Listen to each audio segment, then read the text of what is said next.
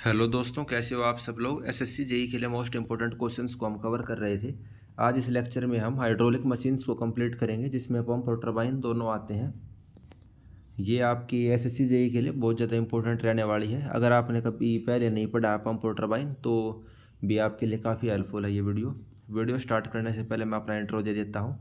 SSC JE 2023 में मेरी 8th rank थी और एसएससी जेई 2022 मेरा सिलेक्शन हो रखा है और ये सब एग्ज़ाम मैंने क्लियर किए हुए हैं। ये शो करने का पर्पज़ ये है कि जो कंटेंट आपको प्रोवाइड किया जा रहा है वो अप टू दी मार्क और इस एग्ज़ाम के लिए सफिशिएंट है। तो दोस्तों अपना लेक्चर स्टार्ट करते हैं। क्वेश्चन स्टार्ट करने से पहले जो कुछ बेसिक पॉइंट हैं वो आपको पता होने चाहिए, वो हम एक बार देख लेते हैं। जो टरबाइन वगैरह होता है, आपको पता है एक डैम होता है, डैम के अंदर पानी होएगा और पानी हाइट के ऊपर स्टोर रहता है और जब वो पानी स्पीड के साथ टरबाइन की जो ये वेन्स होती हैं इनके साथ टकराएगा तो ये गोल गोल घूमती हैं और जब ये गोल घूमेंगी तो ये क्या जनरेट करेंगी, इलेक्ट्रिसिटी को जनरेट करेंगी। तो हाइड्रो इलेक्ट्रिक पावर प्लांट का जो पूरा कंसेप्ट होता है वो ये होता है। अलग अलग इसके कंपोनेंट होते हैं। पेन स्टॉक तो ये लंबी वाली पाइप होती है जो डैम से पानी इस टरबाइन तक लेके आती है।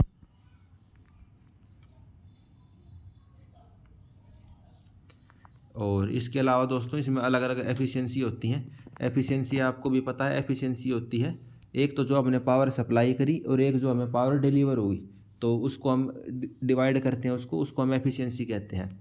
जैसे मान लो यहाँ से 100 किलो जूल एनर्जी गई और यहाँ 90 किलो जूल पहुँची तो एफिशिएंसी कितनी होगी, 90% एफिशिएंसी होगी। और ये चीज़ आपको क्लियर होनी चाहिए। पानी इन वेन से जो ये चम्मच जैसी इसमें दिख रही हैं, पानी इनसे टकराएगा और ये गोल गोल घूमने की कोशिश करेगी और ये शाफ्ट होता है जिसको टरबाइन लिखा हुआ है और इलेक्ट्रिसिटी जनरेट होगी। उसके अलावा ये कितने टाइप के होते हैं ये आपको पता होने चाहिए। ये 2 टाइप के होते हैं, एक इम्पल्स और एक रिएक्शन। इम्पल्स के अंदर जैसे आपको नाम से ही पता चल रहा है, इम्पल्स यानी कि झटका या फिर वेलोसिटी वाला कंपोनेंट। जब बहुत स्पीड से पानी आके इनसे टकराएगा, जो नोजल्स हैं या फिर वेन्स हैं या फिर बकेट हैं, तो वो रोटेट करेगी तो उसको आप इम्पल्स बोलोगे। इसके अंदर केवल काइनेटिक एनर्जी होती है इम्पल्स वाले के अंदर। और एक होता है रिएक्शन। रिएक्शन के अंदर क्या होता है, जो पानी का वजन है उसकी वजह से टरबाइन घूमेगी। उसके पास स्पीड इतनी ज़्यादा नहीं होती, थोड़ी बहुत स्पीड होगी लेकिन ज़्यादा स्पीड नहीं होगी। इसमें काइनेटिक एनर्जी और प्रेशर एनर्जी दोनों चीज़ें होती हैं। और इनके जो एग्जाम्पल हैं वो आपको पता होने चाहिए। इम्पल्स के 3 एग्जाम्पल हैं, Pelton wheel, turbo and cross flow. तो नाम से ही अंदाजा सा हो जा रहा है। चाहे टर्बो के अंदर भी स्पीड वाला कंपोनेंट है, क्रॉस फ्लो तो उसमें भी स्पीड वाली मतलब फीलिंग्स आ रही है, कुछ स्पीड वाली चीज़ होगी। और पेल्टन वाला आप याद कर लेना। तो ये 3 चीज़ होती हैं। उसके अलावा रिएक्शन जो टरबाइन होती हैं वो भी आपको याद होनी चाहिए। वो कौन सी होती है, इसमें प्रोपेलर जिसके अंदर कैप्लन हो गई, फ्रांसिस हो गई और ड्राइज हो गई। ए के अंदर आपको याद रखनी है कैप्लन, फ्रांसिस और ड्राइज, ये 3 होती हैं। तो ये आपको बिल्कुल याद होना चाहिए। 3 पॉइंट ये पेल्टन, टर्बो, क्रॉस फ्लो तो इम्पल्स के, और रिएक्शन के प्रोपेलर, फ्रांसिस और ड्राइज। और ये बहुत इंपॉर्टेंट टेबल है। आदि जो आपकी हाइड्रोलिक जो मशीन वाला पार्ट है इसी टेबल से ख़त्म हो जाता है। इसको याद करना भी बहुत आसान है। मैंने कैसे याद किया था वो मैं आपको बता भी दूंगा साथ साथ। तो सबसे पहले आपको लिखनी है पेल्टन वाली। पेल्टन कौन सी होती है, इम्पल्स वाली होती है। जैसे स्टार्टिंग में ही आपको इसके अंदर दिख रहा है टरबाइन किस टाइप की, इम्पल्स टाइप की। और किसके लिए होती है वो, वेरी हाई हेड के लिए, क्योंकि इसके अंदर वेलोसिटी ज़्यादा होती है तो हेड इसका हाई होता है। तो सबसे पहला पॉइंट पेल्टन सिंगल जेट। इसको आप अभी सिंगल जेट डबल जेट याद मत रखो, पहला पॉइंट याद रखो आप केवल पेल्टन। पेल्टन क्या है, इम्पल्स। सेकंड ऑप्शन फ्रांसिस क्या है, रिएक्शन। फिर है कैप्लन 2 टाइप की होती है, इसके अंदर एडजस्टेबल ब्लेड होते हैं और वहीं इंडिया के अंदर मोस्टली यूज होती है, यानी ब्लेड उसके कम ज़्यादा कर सकते हैं, एंगल वगैरह हम चेंज कर सकते हैं कैप्लन टरबाइन के। और कैप्लन भी रिएक्शन वाली होती है। तो 3 लाइन है इसके अंदर, 1, 2 एंड 3। पहली पेल्टन, फ्रांसिस एंड कैप्लन। ये माइंड में पूरी टेबल का स्ट्रक्चर आपको याद होना चाहिए। फिर मैंने आपको बताया पेल्टन क्या है, पेल्टन उसके लिए है इम्पल्स के लिए। इम्पल्स यानी कि झटका हो गया, स्पीड वाली चीज़ हो गई, तो वो हाई एड के लिए 300 से 2000। फ्रांसिस है 60 से 300 के ऐड के लिए और कैप्लन है 60 मीटर तक के ऐड के लिए। तो कैप्लन से हम पेल्टन की तरफ बढ़ेंगे, 60 मीटर तक कैप्लन, 60 से 300 फ्रांसिस और 300 से 2000 ये पेल्टन वाली। ठीक है, आपको याद हो गई होगी। अब इसके अंदर आइए स्पेसिफिक स्पीड के अंदर, ये आरपीएम के अंदर स्पीड है, तो इसमें हम ऊपर से नीचे चलते हैं। पेल्टन की स्पेसिफिक स्पीड कितनी होगी? 10 से लेकर 60 तक। फ्रांसिस की 60 से 300, कैप्लन की 300 से 1000। यानी कि उस चीज़ का उल्टा हो गया। जो हेड वाला था, हेड वाले के अंदर पेल्टन में सबसे ज़्यादा था, और स्पीड वाले के अंदर कैप्लन में सबसे ज़्यादा है। फ्लो किस प्रकार से होता है? तो पेल्टन के अंदर तो टेंजेंशियल फ्लो होगा। टेंजेंशियल का मतलब आप समझ सकते हो, जो पानी इसकी वेन्स है यानी पंखड़ी है, उन पंखड़ियों के ऊपर टेंजेंटली पानी जाके लगेगा। और फ्रांसिस में क्या है, इसमें मिक्स फ्लो होता है, रेडियली आता है और एक्सियली आउट होता है। कैप्लन के अंदर एक्सियल फ्लो होता है। आगे डायग्राम में देख लेंगे अगर यहाँ समझ नहीं आ रहा तो। डिस्चार्ज कैसे कैसे होता है? पेल्टन के अंदर तो डिस्चार्ज कम होता है और कैप्लन के अंदर हाई होता है, फ्रांसिस में मीडियम हो गया। तो फ्रांसिस के अंदर तो स्पीड भी मीडियम थी, हेड भी मीडियम थी, तो इतनी दिक्कत आएगी नहीं याद करने में आपको। और जो स्पीड का रेशो है ये भी आपको याद होना चाहिए। स्पीड का रेशो क्या होता है वो मैं आपको आगे एक बार बता दूंगा। पेल्टन के लिए 0.43 से 48, और इसके लिए 0.6 से 0.9, कैप्लन के लिए 1.4 से 2। तो रटा हुआ होना चाहिए, कुछ भी नहीं छोड़ सकते इसमें से। उसके अलावा आपको और क्या याद रखना है? इस डायग्राम को देखो, जो पानी है इस वेन से यानी पंखड़ी से इस टाइप से टकराएगा, ये पंखड़ी आगे बढ़ जाएगी। और जो ये टरबाइन की डंडी है, पंखड़ी है, या इसको जो भी समझ लो आप, वेन कह लो इसको, तो इसकी स्पीड यू स्पीड से आगे बढ़ जाएगी। और पानी जो टकरा था, पानी की स्पीड कितनी थी? वी थी। पानी की स्पीड वी थी और जो टरबाइन की डंडी है उसकी स्पीड यू है। इजी भाषा में आपको समझाने की कोशिश कर रहा हूँ मैं। तो इस तरीके से टकराएगी ये कुछ इससे, और ये गोल गोल घूमेगा। जो नंबर ऑफ जेट होते हैं वो 2 से लेकर 6 होते हैं। हॉरिजॉन्टल शाफ्ट के लिए 2 और वर्टिकल शाफ्ट के लिए 6 होते हैं। और ये पूरा 180 डिग्री पे इसके साथ नहीं टकराता, यानी कि जो इनके बीच का एंगल होता है वो 165 डिग्री के आसपास रखते हैं, डिफ्लेक्शन का एंगल। जो ये आपको स्प्लिटर दिख रहा है, यानी कि चम्मच के आगे वाला जो पीस होता है उस टाइप से होता है ये, और इसके बीच में जो एंगल होता है ये 165 डिग्री का रहता है।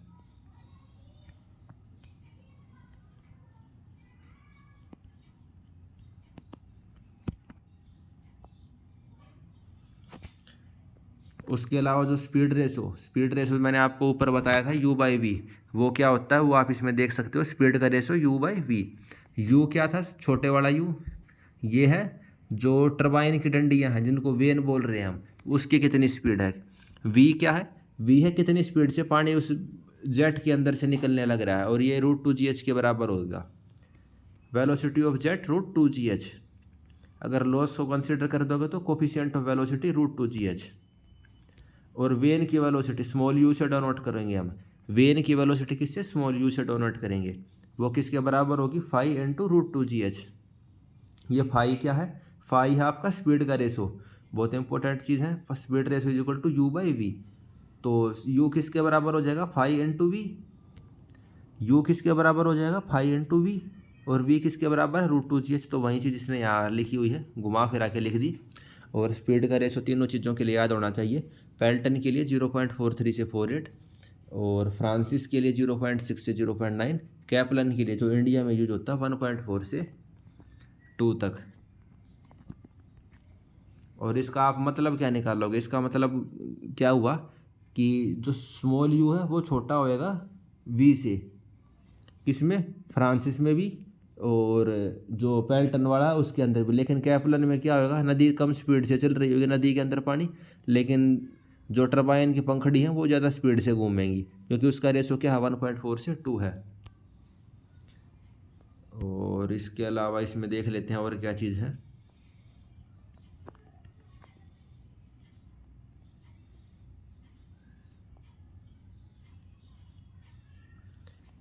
जो रेडियल फ्लो टरबाइन है उनके अंदर आप देख सकते हो पानी यहाँ से घूमता हुआ आएगा, और इसका जो डाया है वो कम होता जा रहा है, तो पानी की स्पीड इंक्रीज होती हुई जाएगी। और ये स्पाइरल केसिंग होती है जो पिंक कलर के अंदर आपको दिख रही है।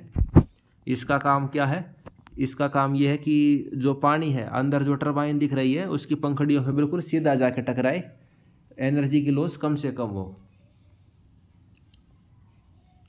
और कांस्टेंट वेलोसिटी से पानी इसके अंदर जाए। तो इस चीज़ का ये काम होता है।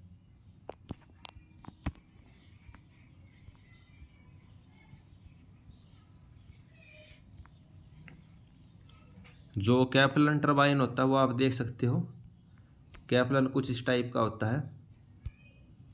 पानी आएगा तो इसकी जो वेन से पंखुड़ी गोल गोल घूमेंगी, एक्सियल फ्लो होता है इसके अंदर। दो टाइप के पंप होते हैं, सेंट्रीफ्यूगल पंप और रेसिप्रोकेटिंग पंप। रेसिप्रोकेटिंग पंप में आपको ये याद रखना है, पानी यहाँ जहाँ से उठा रहा है वो सक्शन हेड और जहाँ पे डिलीवरी कर रहा है वो डिलीवरी हेड। और पंप को कितनी मेहनत करनी पड़ेगी, suction head plus delivery head, यानी H हेड तक पानी उठाएगा और H2 हेड तक पानी को पहुँचाएगा, तो दोनों का सम उसके बराबर होगा। तो इसके अंदर इतना ही था। अब हम अपने क्वेश्चंस को स्टार्ट करते हैं। Specific speed of a pump has dimension of, तो पंप की जो स्पेसिफिक स्पीड है उसके क्या डायमेंशन होते हैं। तो उसके लिए आपको स्पेसिफिक स्पीड ऑफ पंप का फॉर्मूला पता होना चाहिए। ये किसके बराबर होता है, n√q divide by h⁴। n√q upon h⁴। Pump होगा तो पंप के अंदर क्या आ जाएगा, पंप में डिस्चार्ज आ जाएगा, तो n√q डिवाइड बाय h⁴। याद रखने का तरीका बता रहा हूँ। पंप क्या होता है, पंप पानी को सप्लाई करता है यानी कि डिस्चार्ज आएगा, तो n√q divide by h⁴। n क्या है, रोटेशन पर मिनट यानी कि यूनिट होगी time inverse, revolution per minute unit होगी time inverse, discharge metre cube per second और हाइट होगी मीटर के अंदर। तो आप इसको पुट करोगे इन चीज़ों को तो इसका डायमेंशन क्या आ जाएंगे, L⁴ T⁻²। वहाँ आप डिराइव भी कर सकते हो और इसको याद भी रख सकते हो कि जो पंप की स्पेसिफिक स्पीड है उसके क्या डायमेंशन होंगे, L⁴ T⁻²। याद नहीं होता है तो चल जाएगा, लेकिन ये फॉर्मूला रटा हुआ होना चाहिए। इसकी डेफिनेशन हम आगे देखेंगे ये क्या होती है। Specific speed of a turbine has a dimension of, तो टरबाइन के लिए क्या होगी specific speed, n√p upon h⁴। Turbine क्या प्रोड्यूस करती है, एनर्जी को प्रोड्यूस करती है, पावर को। तो इसके अंदर हमने क्या यूज किया, p को यूज किया है, n√p अपॉन h⁴। तो ये आपको बिल्कुल अच्छे से होना चाहिए ये फॉर्मूला याद। और इसकी भी आप यूनिट निकालोगे तो कैसे निकालोगे, n तो होता है रोटेशन पर मिनट यानी कि टाइम इनवर्स यूनिट हो गई n की, तो और h हो गया हेड यानी कि मीटर या फिर लेंथ कह लो। पावर की यूनिट क्या होगी, पावर क्या होता है दोस्तों, पावर होती है फोर्स इंटू वेलोसिटी। पावर क्या होती है, work done per unit time, या फिर इसको आप क्या लिख सकते हो, फोर्स इंटू वेलोसिटी। पावर को आप ऐसे भी लिख सकते हो। तो फोर्स की यूनिट क्या होती है, फोर्स की यूनिट होती है न्यूटन और वेलोसिटी LT-1 यानी कि मीटर पर सेकंड। फोर्स को हमने F में इसलिए लिखा क्योंकि जो हमारे ऑप्शन थे वो F के टर्म में थे। इसकी यूनिट क्या आ जाएगी फाइनल, F L⁴ T⁻²। अगर इसको याद नहीं भी कर पाओ तो कोई दिक्कत वाली बात नहीं है, यह आपको ज़रूर याद होना चाहिए। वहाँ आप डिराइव कर लोगे, 30-40 सेकंड लगेंगी। अगर आप डिराइव नहीं कर पा रहे हो, ये सब लिख के कि भाई पावर की डायमेंशन क्या होंगे, n हेड कितना होगा, तो आप इसको रट लेना, ठीक है। A surge tank is provided in a hydro power scheme, तो एक सर्ज टैंक क्यों प्रोवाइड करते हैं हाइड्रो पावर के अंदर, तो सर्ज टैंक प्रोवाइड किया जाता है वाटर हैमर के प्रेशर को कम करने के लिए। Surge tank it is reservoir fill at the some opening made of a long pipeline to receive the rejected flow when the pipeline is suddenly close. तो दोस्तों पाइप के अंदर पानी बह रहा था, अगर आपने अचानक से पाइप बंद कर दी तो क्या होगा, बहुत ज़्यादा प्रेशर होगा और वो पाइप फट सकती है। तो एक टैंक बना देते हैं हम, इस डायग्राम में देखिए ये आपका डैम है, डैम में पानी भरा हुआ, डैम काफ़ी हाइट के ऊपर होगा, पानी बह के कहाँ जा रहा है, टरबाइन के अंदर जाने लग रहा है। लेकिन अगर अचानक से आपने यहाँ पाइप बंद कर दी तो प्रेशर बहुत ज़्यादा इंक्रीज हो जाएगा। तो यहाँ पे एक टैंक बना देते हैं, तो जो प्रेशर है पाइप फटने की बजाय इस टैंक के अंदर वो पानी ऊपर की तरफ चढ़ जाता है और वो हमारी पाइप फटने से बच जाती है। तो वही चीज़ बताई हुई है, it help in absorbing this sudden pressure, जो सडन प्रेशर है उसको एब्जॉर्ब कर लेता है एंड रिड्यूस लोड और टरबाइन के ऊपर लोड कम हो जाएगा और वाटर हैमर के इफेक्ट को ये कम कर देगा। तो टिपिकल जो एनर्जी हाइड्रो पावर का प्लांट होता है वो आप देख सकते हो, डैम है, पेन स्टॉक है, टरबाइन है, ड्राफ्ट ट्यूब है और आखिरी में यहाँ पानी स्टोर होता है। नेक्स्ट क्वेश्चन, एक फ्रांसिस टरबाइन क्या है? तो दोस्तों अभी हमने पढ़ा फ्रांसिस क्या है, एक रिएक्शन टरबाइन है।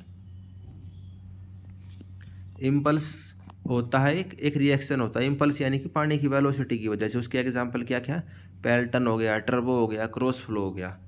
और एक होता है रिएक्शन वाला। रिएक्शन के एग्जांपल क्या क्या है, फ्रांसिस है और कैपलन है।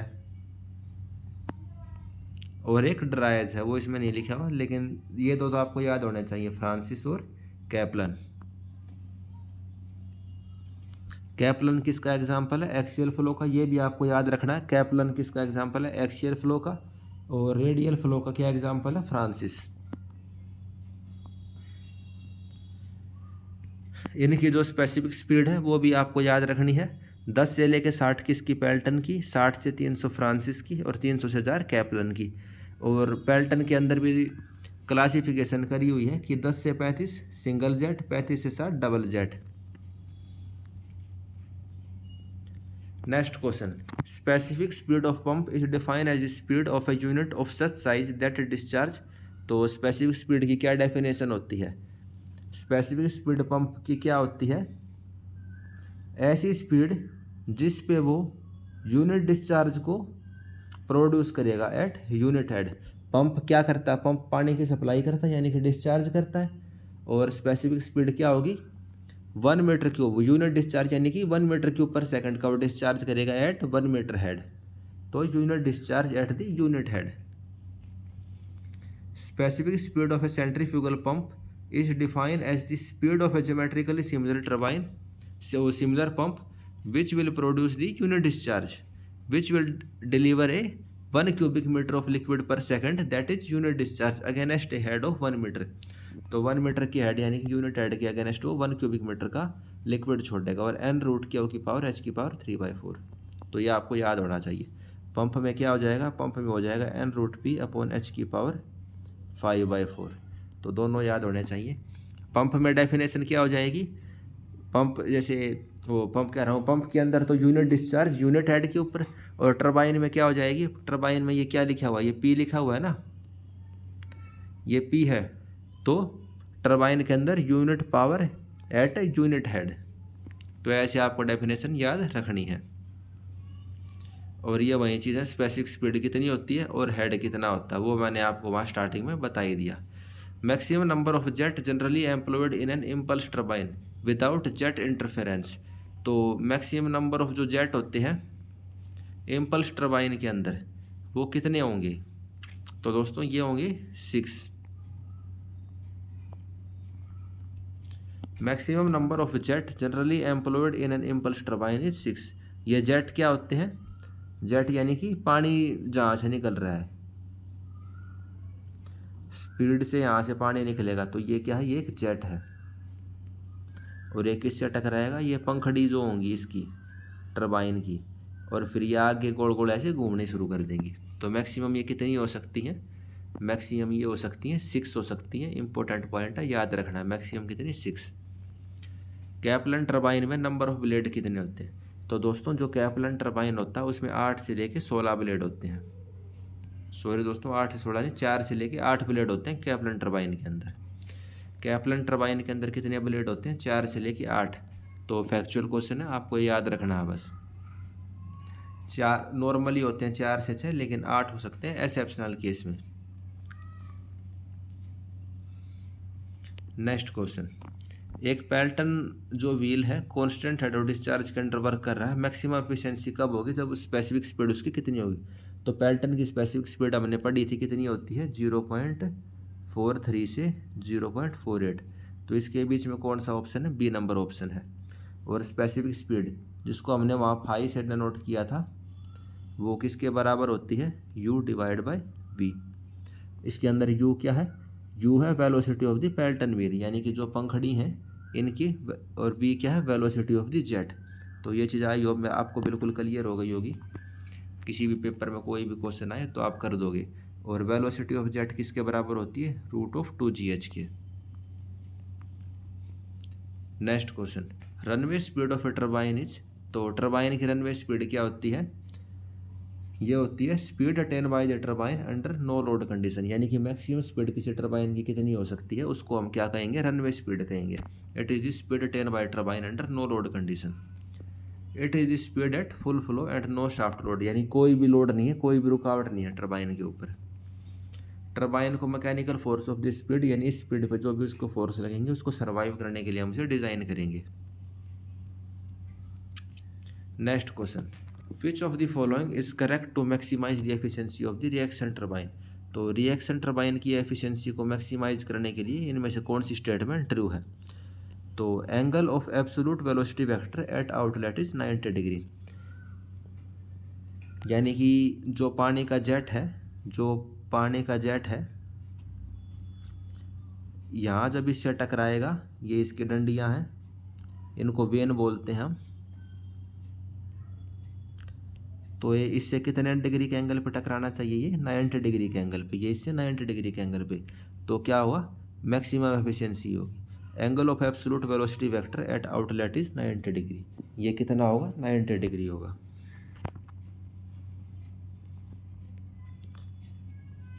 Next question, draft tube at the exit of reaction turbine use for the hydro electric project is.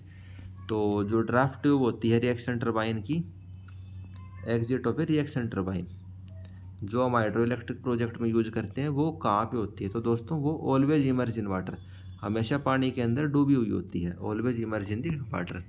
Draft tube क्या होती है वो आपको पता होना चाहिए, इंपॉर्टेंट पॉइंट है। Draft tube connect the outlet of runner to the tail race. तो जो पानी टरबाइन से टकराने के बाद टकरा चुका है, वो पानी कहाँ पे जाएगा? वो ड्राफ्ट ट्यूब की हेल्प से उसको हम बाहर निकाल देते हैं पानी को। इसके अंदर देखिए पानी यहाँ पे टकराया, जो भी काम उसको करना था उसने कर लिया, फिर यहाँ से टकरा के वो पानी बाहर निकल जाता है। ड्राफ्ट ट्यूब क्या होती है? इसका डाया देखिए, यहाँ डाया इतना है, यहाँ डायामीटर इतना है। तो टेपर्ड पाइप होती है जिसका डायामीटर इंक्रीज होता है जैसे जैसे बाहर की तरफ जाती है, और ये हमेशा पानी के अंदर इसके अंदर डूबी हुई रहती है। और एक चीज़ और इसके अंदर याद रखनी है, प्रेशर इसके अंदर नेगेटिव प्रेशर होता है। इसके अंदर कैसा प्रेशर होता है? नेगेटिव प्रेशर होता है। नेगेटिव प्रेशर क्यों होता है? क्योंकि एरिया इसका इंक्रीज होता जा रहा है। एरिया इंक्रीज हो रहा है, तो जैसे यहाँ एरिया इसका इंक्रीज होता जा रहा है, तो क्या होता है? वैक्यूम टाइप का कंडीशन डेवलप हो जाती है, नेगेटिव प्रेशर आ जाता है, और ये और ज़्यादा पानी को यहाँ से खींचता है, और ज़्यादा पानी को यहाँ से खींचता है, और क्या करता है? फिर और ज़्यादा एनर्जी क्रिएट करने में हमारी हेल्प करता है, टरबाइन की ये हेल्प करता है। Draft tube at the exit of reaction turbine is always submerge below the water level. तो हमेशा पानी के नीचे डूबी हुई रहती है, और डूबी हुई क्यों रहती है वो मैंने आपको बता दिया, नेगेटिव प्रेशर होता है, और नेगेटिव प्रेशर होने की वजह से और ज़्यादा पानी को खींचेगी, और ज़्यादा पानी को खींचेगी तो पानी की वेलोसिटी और ज़्यादा होगी, और टरबाइन उतनी ज़्यादा स्पीड से घूमेगी। वही पॉइंट लिखा है, it permit a negative head to be establish at the outlet. तो नेगेटिव हेड एस्टेब्लिश करती है and thereby increase the net head on the turbine. तो टरबाइन के ऊपर जो नेट हेड है उसको इंक्रीज कर देती है, यानी कि ज़्यादा इलेक्ट्रिसिटी डेवलप होगी, हमारे लिए तो अच्छी चीज़ है। Next question, in an hydro electric system a 4-वे is provided at the junction of. तो एक 4-वे होता है, उसको हम कहाँ पे प्रोवाइड करते हैं? उसको आप पावर चैनल और पेनस्टॉक के बीच में प्रोवाइड करते हो। 4-वे को आप कहाँ प्रोवाइड करते हो? पावर चैनल और पेनस्टॉक्स के बीच में। 4-वे क्या होता है? 4-वे is an enlarge section of a power channel spread to accommodate the required width of intake. The various component of the hydel system are sequences below.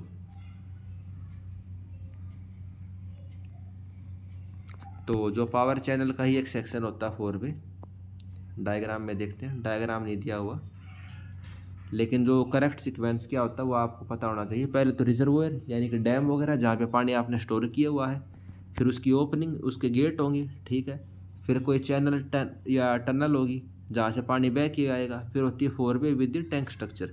4-वे होता है, फिर होती है पेन स्टॉक, फिर होता है पावर हाउस। तो यही हमसे क्वेश्चन में पूछा हुआ था कि 4 वे आप कहाँ पे यूज करते हो, तो power channel and penstock के बीच में।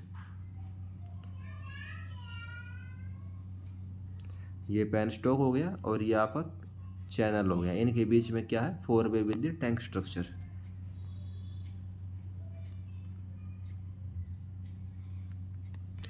Four way is provided with intake structure to direct the water into the penstock. तो इनटेक स्ट्रक्चर के साथ ये प्रोवाइड किया जाता है ताकि पानी पेन स्टॉक तक जा सके। It store water temporarily when rejected by the plant. तो जब प्लांट पानी को रिजेक्ट कर देता है तो टेम्परेरली ये स्टोर करता है। जो सर्ज अरेस्टर हमने पीछे देखा था, दूसरा तीसरा क्वेश्चन था, तो कुछ कुछ उस जैसा ही काम है इसका भी। Next question, what will be the capacity factor of an hydroelectric plant if plant with capacity of 10,000 kilowatt is produce 40,000 kilowatt energy for operating 100 hour. तो ये 10,000 है, ये शायद 4 लाख है, हाँ 4 लाख किलोवाट है। तो 10,000 किलोवाट कैपेसिटी का प्लांट 4 लाख किलोवाट की एनर्जी प्रोड्यूस करता है 100 आवर के अंदर। तो कैपेसिटी क्या होती है, कैपेसिटी कह लो या फिर उसकी एफिशिएंसी कह लो, वो क्या हो गई, एनर्जी प्रोड्यूस, उसने कितनी एनर्जी प्रोड्यूस करी डिवाइड बाय वो कितनी कर सकता था। तो 4 लाख किलोवाट उसने एनर्जी प्रोड्यूस करी और वो कितनी कर सकता था, वो कर सकता था 10,000 इंटू 100, यानी कि 10,000 किलोवाट पर आवर करता था 100 घंटे के लिए हमारा टरबाइन चला है। तो ये कितना आ गया आपका 40% आ गया। तो इस टाइप का क्वेश्चन आप जिसमें कैपेसिटी फैक्टर या एफिशिएंसी वगैरह कैलकुलेट करनी हो आप कर सकते हो। ये इजीली होने वाले क्वेश्चन है, बस पता होना चाहिए कैसे करना है। Next question, in a turbine the ratio of the power available at the shaft of the turbine to the power supplied by the water at inlet of the turbine is called. तो कोई turbine है तो उसके अंदर power available at the shaft of the turbine, जो turbine की shaft है उस पर जितनी पावर पहुंची डिवाइड बाय इनलेट के ऊपर पानी ने कितनी एनर्जी हमें दी है, तो उसका रेशो पूछ रखा है। Power available eight shaft of turbine, turbine के शाफ्ट पे कितनी एनर्जी पहुंची divide by power supply bye the water at inlet. तो टर्बाइन की जो स्टार्टिंग पॉइंट है वहाँ पे पानी ने कितनी एनर्जी सप्लाई करी, उस चीज़ को हम क्या बोलते हैं, उसको हम बोलते हैं दोस्तों ओवरऑल एफिशिएंसी। उसको हम क्या बोलेंगे, ओवरऑल एफिशिएंसी। हाइड्रोलिक एफिशिएंसी क्या होती है, power develop by the runner, runner ने कितनी पावर डेवलप करी divide by net power supplied at the turbine entrance. और mechanical efficiency power available at the shaft divide by power develop by the runner. तो ये सब point आपको पता होने चाहिए। एफिशिएंसी, हाइड्रोलिक एफिशिएंसी क्या होती है, इसको थोड़ा आप समझने की कोशिश करो। पानी आया यहाँ से और इसकी डंडी से टकरा गया, यहाँ पे 100, जब पानी आया है तब उसके अंदर 100 किलोवाट की एनर्जी थी। जब इस रनर से टकराया है, इस डंडी से टकराया है, उसको हम क्या बोल रहे हैं, रनर, तब कितनी एनर्जी ट्रांसफ़र करी इसने 90। और जो ये रनर है इसने इस शाफ्ट को, शाफ्ट क्या होता है जो ये गोल गोल सा दिख रहा है आपको, इसको हम शाफ्ट बोलते हैं। स्ट्रेंथ ऑफ मटेरियल के अंदर भी आपने पढ़ा होगा, इसको आप क्या बोलोगे, ये एक शाफ्ट है। तो इस शाफ्ट तक जितनी एनर्जी सप्लाई हुई, मान लो इस तक 80 हुई, तो एफिशिएंसी आप कैलकुलेट कर सकते हो ना। 80 डिवाइड बाय 100 क्या हो जाएगी इसकी ओवरऑल एफिशिएंसी, वो हो जाएगी ओवरऑल एफिशिएंसी। और 90 डिवाइड बाय 100 इसकी क्या हो जाएगी, मैकेनिकल एफिशिएंसी हो जाएगी। भाई इसके शाफ्ट पे कितनी पहुंची और रनर ने कितनी डेवलप करी। मतलब जैसे हमारे वाला एग्जांपल है तो इसमें कितनी हो जाएगी, शाफ्ट पे हमारे कितनी पहुंच रही थी, शाफ्ट पे हमारी 80 पहुंच रही थी और रनर में हमारी कितनी पहुंच रही थी, 90, ये हो जाएगी। तो इस तरीके से आप एफिशिएंसी सारी निकाल सकते हो। Next question, which of the following is a positive displacement pump. तो पॉजिटिव डिस्प्लेसमेंट पंप इनमें से कौन सा है, तो दोस्तों वो है आपका रेसिप्रोकेटिंग पंप। रेसिप्रोकेटिंग पंप में इस टाइप का कुछ होता है, एक पिस्टन लगी हुई होती है इसके अंदर और ये मोटर वगैरह से कनेक्ट रहेगी। एक बार ये पिस्टन आगे बढ़ेगी, एक बार पीछे होएगी और ये सक्शन करेगी पानी को यहाँ से खींच के आगे सप्लाई करती रहेगी। आप इसको रेसिप्रोकेटिंग पंप कह दो, सक्शन पंप कह दो, तो इस टाइप के नाम होते हैं इसके। और इसको आप क्या बोलते हो, पॉजिटिव डिस्प्लेसमेंट पंप।